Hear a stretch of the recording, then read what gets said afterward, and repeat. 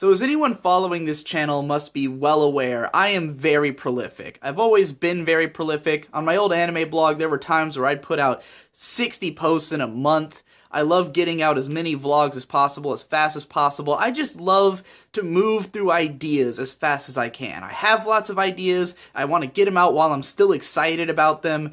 And my level of excitement tends to not last very long. I tend to get excited and want it out, and then if I dwell on something for too long, then I start to lose steam because I want to move on to the next thing. I'm always thinking about the next thing, and this thing needs to be over as fast as possible. And even though I put out so much stuff, it might be surprising to know that I also don't release a lot of stuff. There are a lot of projects that I start working on, or I even finish, and then just don't release. Either usually for a few of the same reasons, which are that it was too ambitious for its own good, or too ambitious for the level of excitement I have for it, or that I was trying to do something that I'm not really good at. And those are the three main factors in me not releasing a piece of content.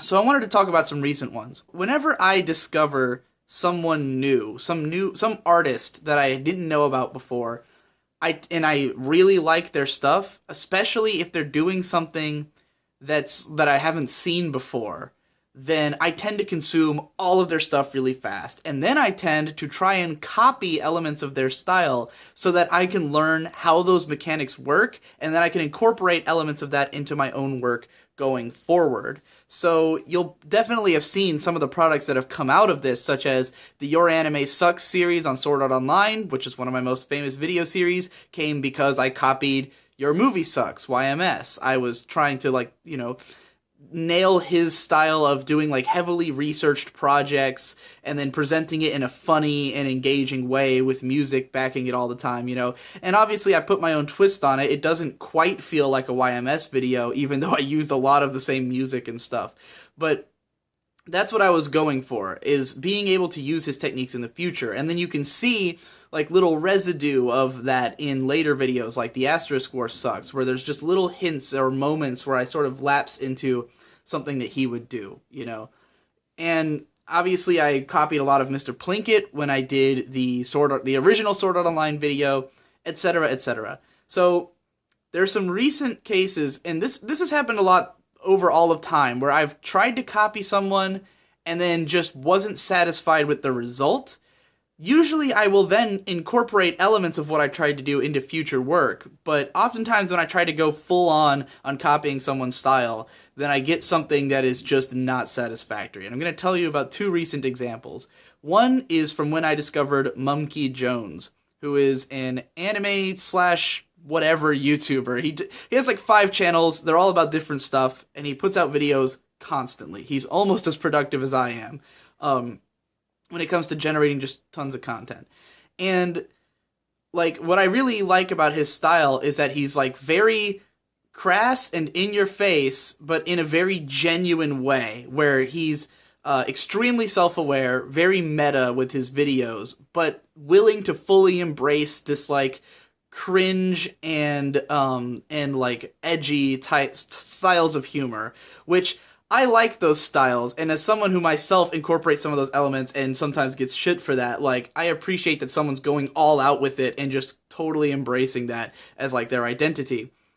And so, but what I really got into when I discovered him was his Nuzlocke series. He did the series of Pokemon Nuzlocks, where he will impose all these extremely strict rules on himself, and then have to play against them, and it's brilliantly fascinating to watch. And he has all these different levels of audience interaction, all these different little things that keep the show exciting. For instance, his run is basically the regular Nuzlocke rules, which is that if a Pokemon faints in battle, it's dead, and you can only catch the first Pokemon that you run into in every area. But then he also is I can only use as many items as whatever gym leader I'm fighting, and my max level Pokemon can only be the highest level of their max level Pokemon, and then he's got all these other rules, and then also he'll, all his Pokemon are named after audience members, so if someone leaves a comment, your name is in a randomizer that's used to name the Pokemon. So there's just so many different layers of cool little things going on, and I thought that was so neat, and I've never really seen a Let's Play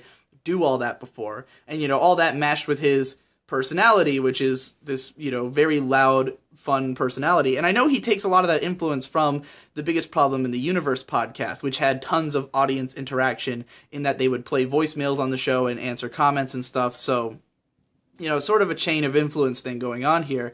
And I'm also a fan of that podcast, but seeing the way he did it in a Let's Play made it fascinating. Just the fact that he was willing to impose rules on himself, which is something that I wouldn't do, because I'm more of like a self-centered prick, to me, the idea of making a game harder for myself is like I'm not the type to punish myself in anything I do, whereas he loves having self-imposed punishments. He'll have things like if he says the word baby in a video, then his audience gets to decide a punishment for him to do to himself, which is like crazy.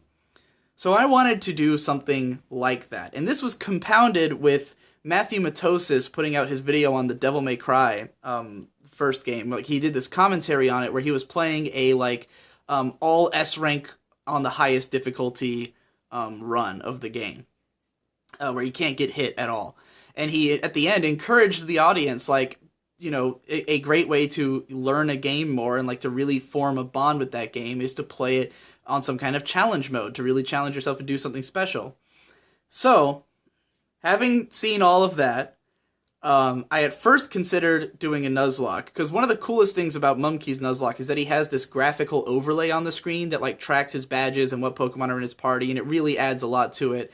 But I'm not good at Pokemon. I've never really played any of them to a significant degree. And I also haven't done that with any game. There's no game that I am that is malleable enough that you can do those kinds of challenges, and also I know the game well. So I thought, well, let's try Dark Souls 3, because it's a game that I'm really into. I've played it 1.5 times at least, So I started recording a Let's Play of Dark Souls as a challenge run where I had all these rules, every time I die, I have to delete a random item. That was the first attempt I did. And then I had a bunch of rules. It was 5 specific rules. I don't remember what they were. But I tried to do a run for the first time, and I recorded 45 minutes, and it was just a disaster. And it got to a point where I had to fight with my fists because I lost all my weapons immediately. And I couldn't do it. I was just it would have taken so long just to beat the first boss that I was I can't possibly. So then I restarted it and recorded 2 hours of a run where I changed the rules slightly to make them less ridiculously hard. And then I made it to I made it past the first boss, made it into the first area, and I was just kind of this is not entertaining. I'm not good at this kind of thing. This is not a kind of video that I'm great at. I appreciate this so much coming from Mumkey, these challenge runs and all that stuff, but I'm not the type of person to passionately play a game. I'm not the type of person to get that deep into a game. I prefer to just blow through a game and then be done with it forever, maybe revisit it every couple of years. I'm not the type to dedicate myself to something like that where with Mumkey's Nuzlocke, at the end of the game, it showed his total time, and he had 50 hours in the game, which is way more than the amount of time that was shown on screen, because of all the time he had to spend grinding. And if I had made that whole Dark Souls 3 Let's Play, there's parts where I have to just shut up and try to beat a boss, because no one's going to want to watch me fight it for 90 fucking hours. And, the prospect of having all that screen off time was just I can't bring myself to do that, it just is not my style. So I threw it all away. I threw away the Dark Souls Let's Play. I didn't like it. But what I did incorporate into future videos is randomization, because I really appreciated how Mumkey, everything in his videos would have random chance involved. So if he lost, if he said baby, for instance, he had to roll a dice and then look at a list of things that punishments, potential punishments, and he would film himself rolling the dice. He took it very seriously that the audience appreciated the random element, that he couldn't fake it, So he'll show himself flipping a coin or rolling a dice. And I had done that in my Dark Souls run as well, which again never got released. But then what I did incorporate it into is the the 2016 anime viewing, which is why there's all those clips of me using the random number generator and just picking out shows, because I wanted to copy that element of like forcing yourself to do something by way of random chance, where if I had just chosen those shows, like just chosen to watch them in the order that I liked them or that I most wanted to watch them, then I probably wouldn't have gotten around to actually finishing all the shows. So by having them be randomized like that, it forced me to look at every single show on the list. And especially it was funny because the shows that I was most excited about are the ones that have, by pure random chance, come last in the listing. Like, all I wanted to watch was Kisniver and Luluko, and those have just not gotten hit for so long. So in the end, I still gained something. But those are videos that no one will ever see. They've been thrown away. They're consigned to the trash. Another one that just happened yesterday is because I've been watching all these Casey Neistat vlogs, and I really love his style. I appreciate it on a deep level, and I know I can't even come close to copying it, because he's just, like, he's a level of professionalism and, like, just understanding his equipment and what he's doing that is, like, vastly outclasses me. Like, he is how do I put it? He knows what the fuck he's doing. Like, his videos are, especially after trying to copy elements of them, like, just even doing the most basic stuff in his style gives me, like, even more appreciation for, like, just how good he is at framing, that every shot he takes looks great, even if it's totally random and it's something he just pulled out a camera and shot. He frames everything perfectly. He gets in so many unique stuff. I mean, I could gush about that all day. But the point is that I tried to copy some of his elements, and you've seen that in the Digi Gets Mail number 5 video, or the one before that about the quarter centennial progress report. Like, both of those had little elements that I copied from him. So then, for my birthday, like, over the course of my birthday, because I knew I was going to do all kinds of stuff that day, I decided to, like, film what was going on and kind of make it like a Casey Neistat parody video in a way. So I filmed stuff that was going on all day, and then while I was editing it, it was kind of just a nightmare, because, like, aside from the fact that obviously I can't really take shots that he does, and the things I do aren't as interesting as the things that he does, but also just, like, the stuff I choose to film is weird. I have this, like, voyeuristic tendency when it comes to filming, where, like, I'm not filming stuff that's, like, exciting or feels like it's right for the camera. I just try to, like, capture the situation as it really was, which feels wrong. Like, as I was watching the clips, it felt like, even if it was just me, like, just me and my friends having a conversation, the parts I chose to film felt like an invasion of privacy, that you're watching someone hang out with his friends, and they're not your friends, because I'm watching it with the mindset of, like, if I was someone who didn't know these people, and it just feels weird, because I'm not, like, introducing them. It's not like, hey, Trevor, who are you? Why are we hanging out? It's just, like, a footage of us having a conversation naturally, and it presents such a different image of, like, me than what I actually, like, act on camera, that it just feels weird. So I fully edited it, rendered it, and then just was like, I can't release this. It's too weird. I don't like it. I don't like the way that it's weird. And, like, after editing that, I lost all desire to try and do, like, Casey Neistat style stuff. The main things I've gotten from him are that I started thinking more about how I start my clips and end them, like starting on motion or something that's a little bit more exciting than just me in front of a camera. And maybe just working in funny little things, because it is fun to just put little clips in there that don't have to do with my main point. I think I went a little overboard in the Digi Gets Mail video. Some of that shit could have been cut out, especially because I didn't keep doing that the whole time. But the way that I cut to, like, listening to the album that I'd gotten in the mail, or watching that Utsumusume Sayuri video that the person recommended to me, like, just, like, that's, it's not really in Casey's style, but the idea to do that, to, like, continue the thought after the camera has finished rolling, is what sort of influenced that. And those parts I thought came out really well, of, like, making the vlog a little bit more involving than just what was said in that one unscripted ramble. So yeah, like I think I learned something from each of these failures. You know, I learned where my limits are, what I'm good at doing, what I shouldn't be doing.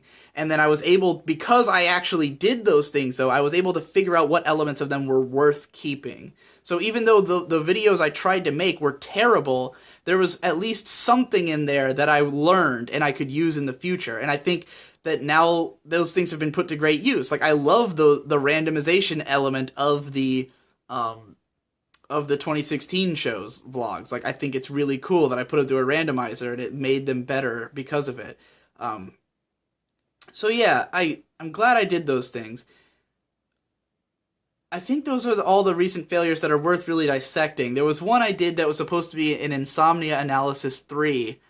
The main reason I didn't publish that one is just that the rants were so, like, drunken, and the opinions I expressed were not really opinions I strongly held or were argued so badly that I didn't want them to exist on the internet. Sometimes a failure is just that. It's just, this shouldn't be out there. Or the vlog there was one I released and then hid recently, which was about, are there too many remakes now? And it was kind of me trying to make the same point that I made in the video about light novels and harems.